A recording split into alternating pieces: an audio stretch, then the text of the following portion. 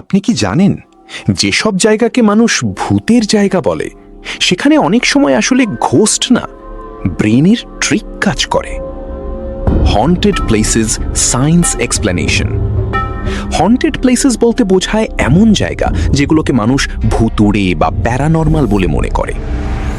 প্রথম সত্য, অনেক হন্টেড প্লেসে লো ফ্রিকোয়েন্সি সাউন্ড, ইনফ্রাসাউন্ড থাকে যা মানুষকে অস্বস্তি, ভয় বা হ্যালুসিনেশন অনুভব করাতে পারে। দ্বিতীয় সত্য, পুরনো, অন্ধকার বা অ্যাব্যান্ডন্ড জায়গায় ব্রেন অটোমেটিক্যালি ফিয়ার ক্রিয়েট করে।